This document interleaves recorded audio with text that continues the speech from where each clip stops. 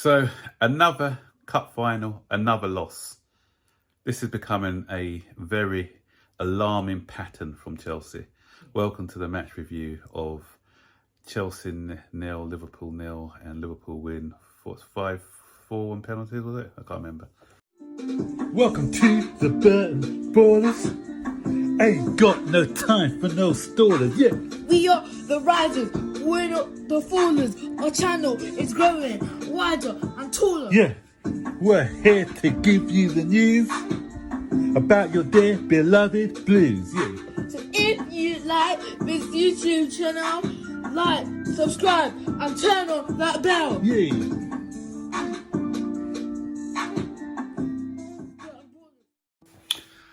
Yeah, so is it any point us Chelsea fans watching Chelsea in finals now? Because it's just, apart from obviously the big one last year we knew about in the Europe, but in domestic finals there's no point. There's absolutely no point because, you know, we just we just can't win a domestic final. We can't buy one. That's our 6th domestic final loss in a row. 4 of them in the FA Cup. 3 times in a row now we've gone to FA Cup finals and lost it. With us expending unnecessary energy if we're going to get there and not do anything. To be fair, the boys didn't play that badly today, which infuriates me a bit actually, because the performance we saw today, if we played that way against some of the teams like Arsenal and the teams like that we played in the last couple of weeks, then we would have had top 3 sewn up already by now. So the boys go out there and prove that they can perform on when they need to. But it's the same old story. Big moments, we just haven't got that class or quality or character to get us over the line. You know, these players, some of them are young, okay, but how long can we make that excuse of them being too young? It's just that they are not good enough. You know, they're not good enough yet. They need to, character is something that you've either got or you haven't. And these guys, the mentality of some of these players are not there. You know, big moments, you've got to be putting away big chances, guys. This was deja vu of the League Cup. Everything. Liverpool started off brightly, you know, they were the better team, just like the League Cup. For the first 15-20 minutes, it looked like they were going to blow us away. We just defended resolutely. I think the defence played well today, but again, it's the same old story off the attack. You know, we just cannot put away chances. Like the League Cup, we had the bigger chances, you know, but not clinical enough. Pulisic, come on, man. You know, you've got to be hitting that to the target, the very least hitting the target. Hit the target, we go 1-0 up. Alonso, that first touch was poor. Good save by Alisson, but you gave him that opportunity to make the save because of that poor first touch. And there was a couple of other chances. You know, Alisson done well for a couple of other chances, but, you know, Lukaku as well, he had a big one. It was on his left side, you know, 97.5 million pounds. You got to be putting that away. You know, those are the chances that we bought you for. Okay, it wasn't a clear cut, but it's a chance that you've got to be hitting the target. You can't be skying the ball over from there. You know, clinical. You need to be clinical, man. And we just, yeah. And the point that I knew that we weren't going to win it and it's going to go the same way I said to Zane, turned around to Zane, is when Alonso hit the bar from that free kick 2 minutes after half time, similar to what happened with Mason Mount. The Mason Mount's one was easier in the League Cup, where he's hit the post, and I turned around and said, you know what, Liverpool have won this on penalties. I just said it, and that's what it's so said, so done. I didn't want to be proved right, but that's what happened. And again, we had some big chances in that second half that we didn't take.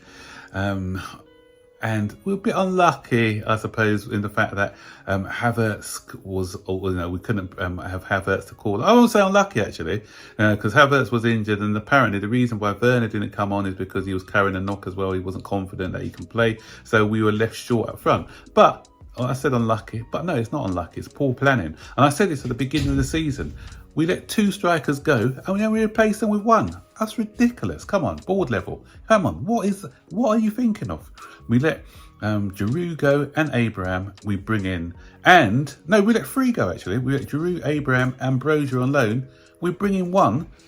So now Now we're about a striker because we can't really call. I don't call Havertz as just a false nine, and I don't really call Werner a striker. Actually, we needed to bring in another striker or keep Broja or someone that makes us stronger. So you have to look. You have to think about things like injuries and what's going to happen down the line. And today that hurt us by not having another striker to call on. So we had to bring on Loftus-Cheek up front. And obviously he got injured, and then we brought on Ross Barkley. So Ross Barkley has hardly played for us, and he's coming on to try and win us a game.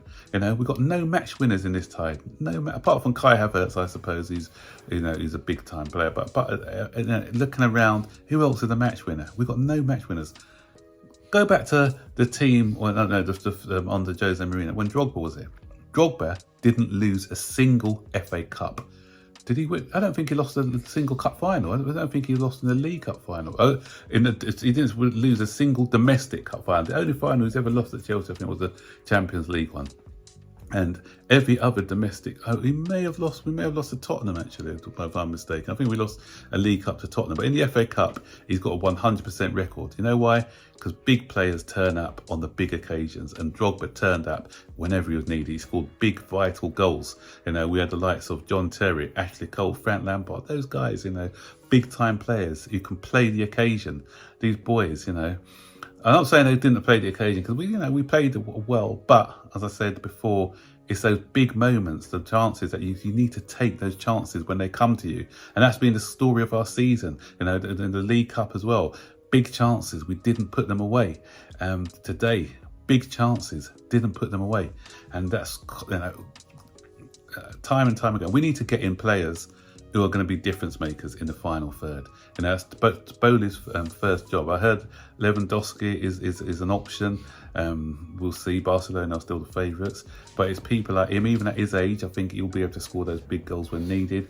We need some creativity, and in the midfield, he's got that killer pass, or that you can score a goal out of nothing. We just haven't got that again in our locker, and it's just.